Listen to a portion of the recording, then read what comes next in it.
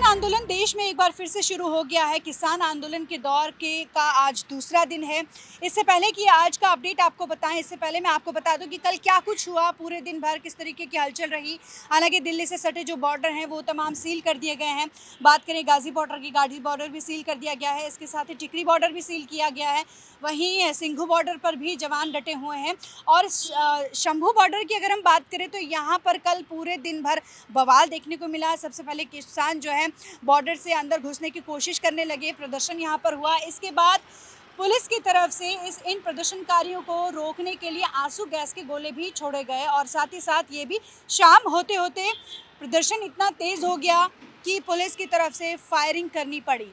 आपको बता दें कि इस दौरान इस पूरे घटनाक्रम में 24 जो हरियाणा पुलिस के जवान हैं वो घायल हो गए और इसके साथ ही कुछ तस्वीरें ऐसी भी सामने आई जिसमें कि देखा गया किसान भी घायल हैं और भगदड़ एक तरीके से जो प्रदर्शनकारी हैं उनको तितर बितर करने के लिए पुलिस की तरफ से ये जो आंसू गैस के गोले हैं ये छोड़े गए। और इस प्रदर्शन को रोकने के लिए, आगे ना बढ़ने दिया जाए, दिल्ली की ओर ये जो किसान है वो कूच कर रहे हैं अपनी कई मांगों को लेकर।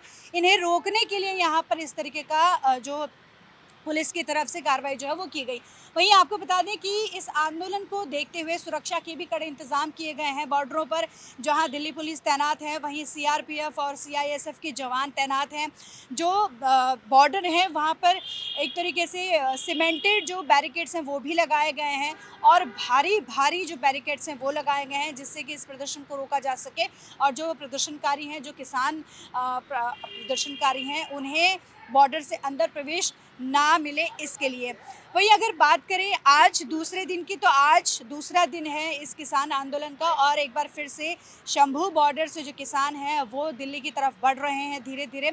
और सबसे अहम यहाँ पर ये हो जाता है कि सुरक्षा के लिहाज से कहीं कुछ चूक ना हो जाए, क्योंकि जितने हज़ारों की तादाद में, हज़ारों की संख्या में जो किसान हैं वो पंजाब से दिल्ली की तरफ बढ़ रहे हैं, हरियाणा से भी किसान दिल्ली की तरफ बढ़ रहे हैं। और वहीं राजस्थान की अगर बात करें तो फ़िलहाल राजस्थान से ऐसी कुछ खबरें निकल कर सामने नहीं आ रही हैं कि राजस्थान से भी किसानों का जो जत्था है वो दिल्ली की तरफ चढ़ा है। वहीं उत्तर प्रदेश की बात करें तो उत्तर प्रदेश से भी अभी फ़िलहाल की जो स्थिति हम आपको बता रहे हैं वो ये है कि यहाँ से भी किसान दिल्ली की तरफ बढ़ते हुए नज़र नहीं आ रहे हैं। अब बात करेंगे दिल्ली में जो ट्रैफिक है वो किस तरीके का। दिल्ली का जो ट्रैफिक है, ट्रैफिक पुलिस ने एडवाइजरी जारी की है।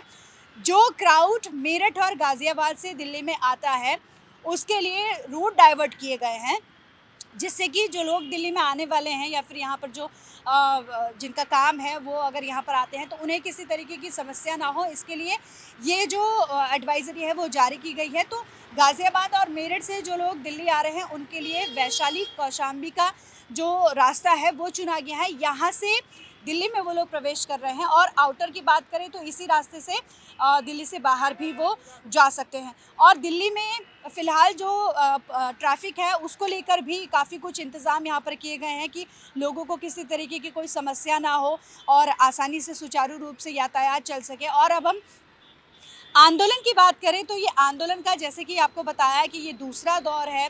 इससे पहले 2020 में किसानों ने अपनी मांगों को लेकर आंदोलन किया था और इसके बाद एक बार फिर से एमएसपी की गारंटी को लेकर किसान आंदोलन कर रहे हैं, सड़कों पर उतर आए हैं। जो बातचीत हुई किसानों की और सरकार के मंत्रियों के बीच वो बेनतीजा साबित हुई। और ऐसे में किसान मोर्चा के महासचिव हैं सरवन सिंह पंघेल, उनका साफ तौर पर कहना है, जैसे कि जो कल यहाँ पर देखने को मिला सिंघू बॉर्डर पर, कि किस तरीके से शंभू बॉर्डर पर किसानों पर आंसू गैस के गोले छोड़े गए, फायरिंग की घटनाएं सामने आई, पुलिसकर्मी घायल हुए, किसान भी घायल हुए। तो इस पर बघेल का साफ तौर पर कहना है कि ये इतिहास के पन्नों में ये जो कल का दिन है यानी मंगलवार 13 फरवरी 2024 का जो दिन रहा वो काला दिन है, क्योंकि हम ये चाहते हैं, ऐसा उनकी तरफ से कहना था कि वो ये चाहते हैं कि हमें रास्ता दिया जाए दिल्ली में आने का। जब 40 से 45 दिन पहले उनको ये अल्टीमेटम दे दिया गया था कि उनकी तरफ से शांतिपूर्ण आंदोलन होगा और वो अपनी मांगों को लेकर दिल्ली की तरफ बढ़ेंगे, तो ऐसे में सरकार उनका रास्ता क्यों रोक रही है। हालांकि जो शंभू बॉर्डर से सटा हुआ जो हरियाणा का इलाका है, यहाँ पर किसानों का ये कहना है कि यहाँ पर वहाँ के लोगों को, बॉर्डर से सटे जो इलाके हैं उस इलाके से सटे लोगों को उनका समर्थन मिल रहा है। तो ऐसे में पुलिस प्रशासन जितना मर्जी बल लगा ले, हमें नहीं रोक सकती है, हम दिल्ली में प्रवेश करेंगे। और इसके साथ ही अगर अगर हम पॉलिटिकल बात करें इस पूरे किसान आंदोलन को लेकर, तो कांग्रेस का समर्थन किसानों को मिल रहा है। जी हाँ, आपको बता दूं कि मल्लिकार्जुन खड़गे हैं कांग्रेस अध्यक्ष, उनकी तरफ से, और राहुल गांधी उनकी तरफ से ये कहा है कि सरकार किसानों से किए गए वादों को क्यों नहीं पूरा करती है। अगर किसान एमएसपी की गारंटी की मांग कर रहे हैं या फिर उससे अन्य जो उनकी मांगें हैं उनको लेकर कांग्रेस किसानों को समर्थन देगी। इसके साथ ही छत्तीसगढ़ के पूर्व सीएम हैं भूपेश बघेल, उनका भी साफ तौर पर कहना है कि आखिर बीजेपी सरकार चाहती क्या है। मोदी सरकार को चाहिए कि वो किसानों की मांगों को सुने और उनकी मांगों को पूरा करे। एमएसपी की गारंटी, इससे पहले 3 जो कृषि कानून लेकर आई थी सरकार, उसे कैंसिल करना पड़ा था। इसी आंदोलन के मद्देनज़र अब एक बार फिर से किसानों की तरफ से ये मांग है कि सबसे पहले एमएसपी की गारंटी दी जाए। वहीं दूसरी मांग उनकी तरफ से रखी गई है कि जो खेत मजदूर हैं उनको पेंशन दी जाए, उनका कर्जा माफ़ किया जाए। इसके साथ ही स्वामीनाथन रिपोर्ट को फिर से लागू किया जाए और जो एमएसपी है वो फिक्स की जाए, और जो धान का खरीद मूल्य है वो भी फिक्स किया जाए, और जो प्राइवेट सेक्टर है उनको बंद किया जाए। इस तरीके की मांग जो किसान हैं उनकी तरफ से रखी गई है। इन्हीं मांगों को लेकर पंजाब से हज़ारों की संख्या में किसान दिल्ली कूच कर रहे हैं।